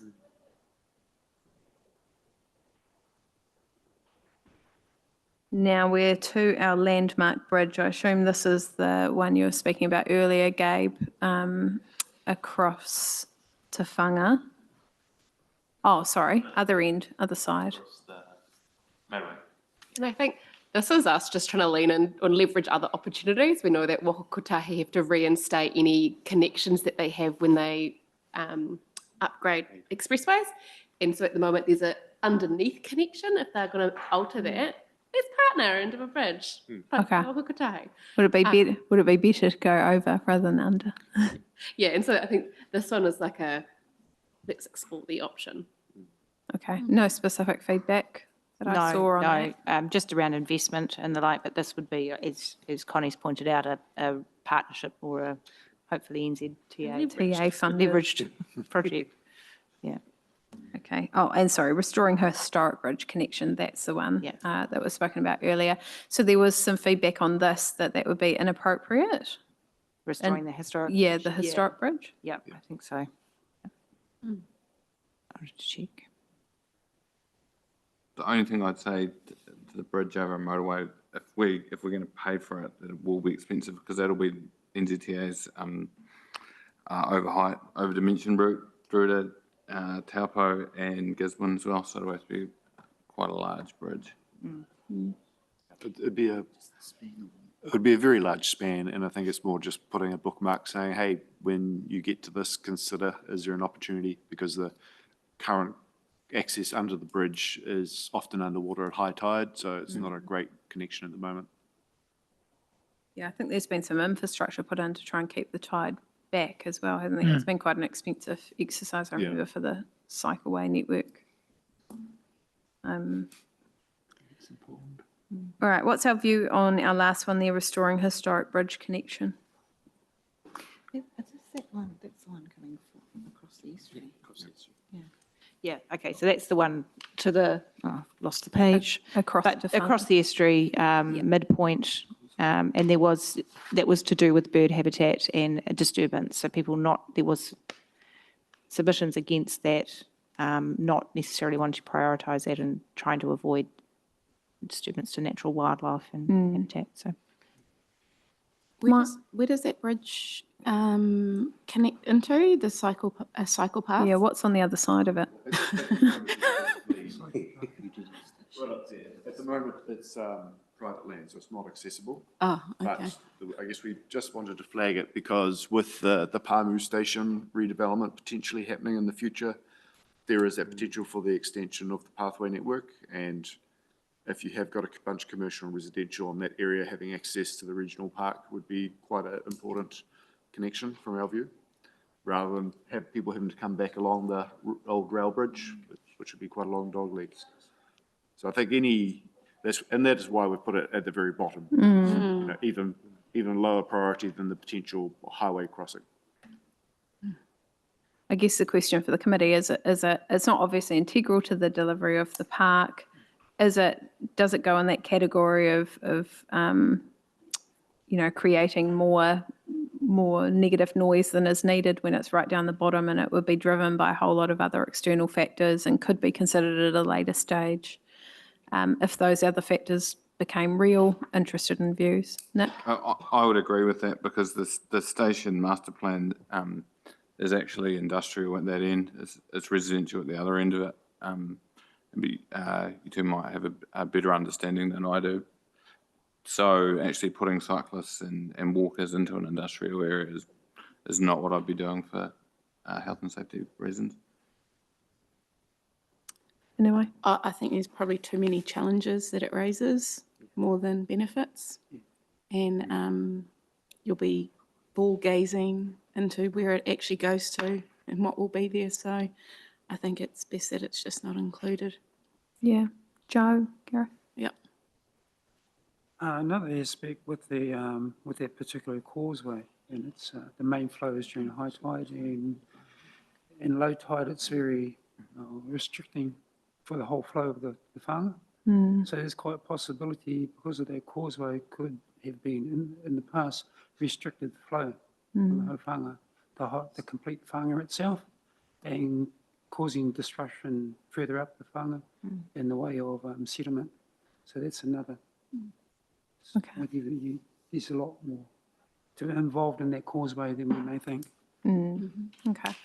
I think what I'm hearing, team, from the feedback and the kōrero is that it's probably in that barrier space and it's not a fight we want to pursue at this stage. So I'm at the end of the list. I will just open it up if anyone's got any other thoughts or wants to revisit anything. Has had a chance to think about. Chair Hanaway. But this is also Mahi, thank you so much. The last thing I was looking at, if we're going to have a lot of development, say people, activity down the northern end of the park, then do we need wharepaku, say at 20 and 7? We've got wharepaku at 20. Yeah, at 20, yeah, that area. I guess what I'm signalling is the more development in certain spaces means there's going to be more disturbance. So, yeah, maybe we just look at where we put certain services along the estuary edge, the Ahuriri Channel and the western northern part of the park. Yeah. So maybe rethink it, where those services go. Sure. Okay. So perhaps just in the labelling of our wharepaku, we could just sort of put TBC or something like that next to it, just so it's clear that there would be still a decision to be made about exactly where's best to place facilities.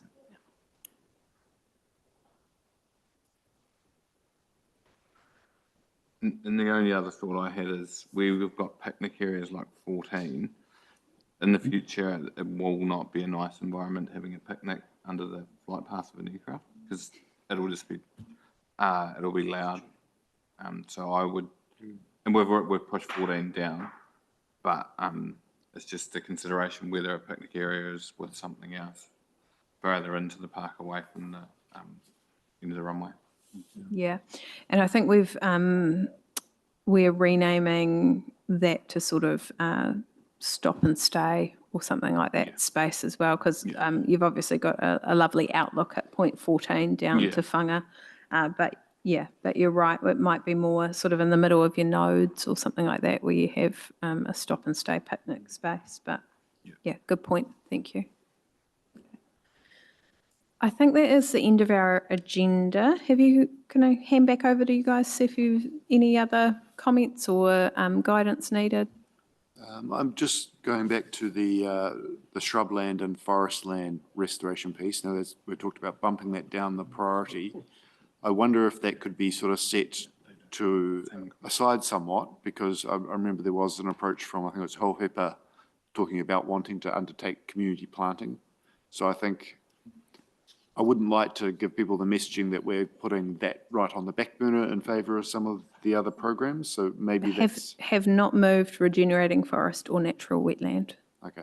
That's Yeah, still in keeping there. those still up where they Yeah, are. that's still up there, yeah. Okay. Is the committee comfortable if the team take all the feedback and I do a little bit of a check against the Yeah. notes that we've made today and before we get to a final stage of bringing it back to 9th of June? Are you comfortable with that? Yeah. Okay. Sounds great. We'll make sure that we haven't miscommunicated any of that, Gabe. Yep. Yeah.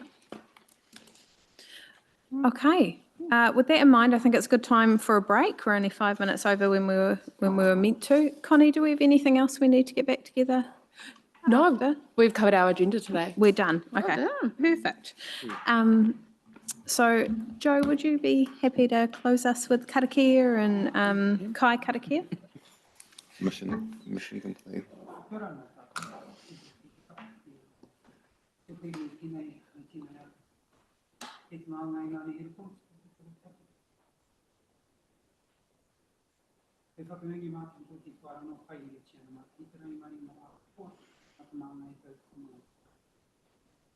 Mene.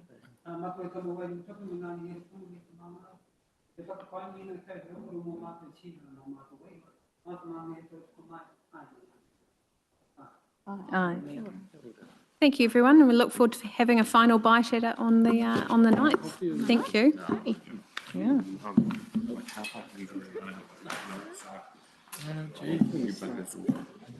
Well, we're never going to get pay rise.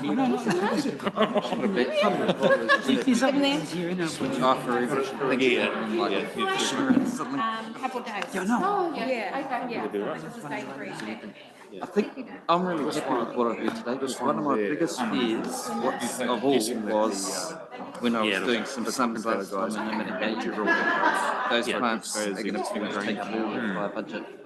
And a whole lot more of what's been actually targeted for this, let alone all the other stuff, which is where the real I'll just have to overflow but into then the that probably drain and probably then in go on to do this, around it's just a matter of earthworks. the extra kilometres are on a separate. Good point from Nick on this though, because I didn't. Yeah, just- quite far. That's the big cost. There's about $20 million worth of earthworks minimum. And so the 25 mil would like get the earthworks done and then we've just got a big dirty patch. We wouldn't do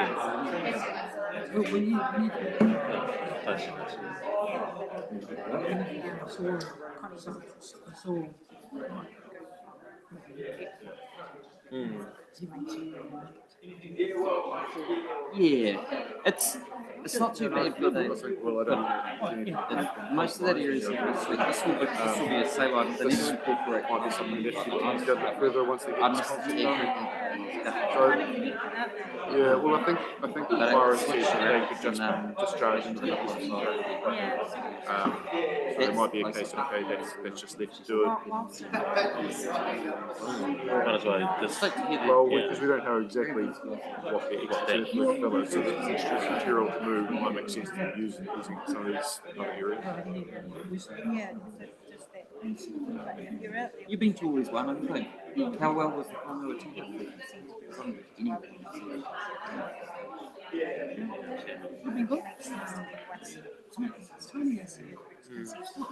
Concept.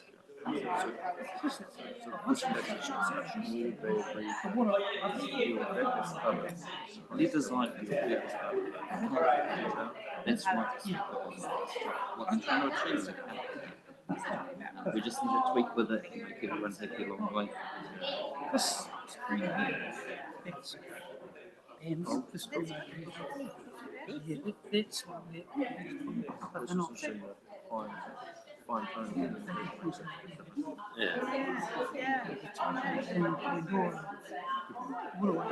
They get excluded here.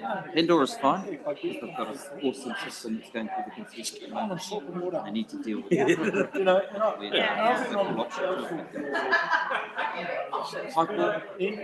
I actually, yeah, it's an interesting one. I think we can do a lot more with Tom. It's not such a bad issue.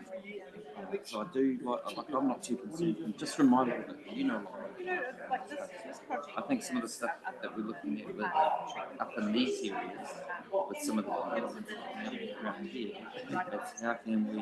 Hello. Like I like Oh, it's been a little while. Yeah, it's only a little bit. Good to see you, by the way. It's been a while. Isn't it like, yeah, oh my goodness. what were you? That's our Also, space. That's our we've got stream, a one stream. I was just kind of giving an update on sort of kind of admin stuff. Yeah. It was really good. That was really good. It was really good. Nice to be involved. Oh yeah. Well, we had our Yeah. meeting yesterday, so I was leading a lot of that upfront stuff. So This, And is it all at yeah, all that was good. Yeah. oh, we must have. Oh, yeah. That picture of that causeway, I was like, oh, I was Yeah, like, that's really good. Yeah. Everyone's very impressed with all the development. Yeah. Oh yeah, some great. of those Yeah. and stuff. Yeah. And I can pass the team because I think maybe it should. And that's like right there, and like the beautiful like headsets and everything. I'm like, It's just on there still. What did you see the article the other day? That was a great. Listed Nate. I've been trying to piece the whole oh yeah.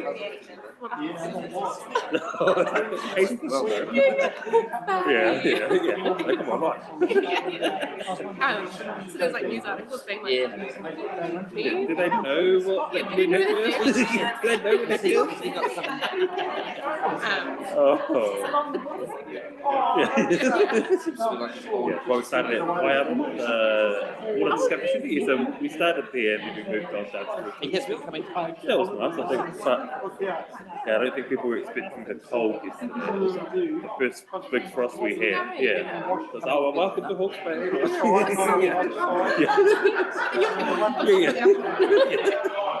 so it's been good.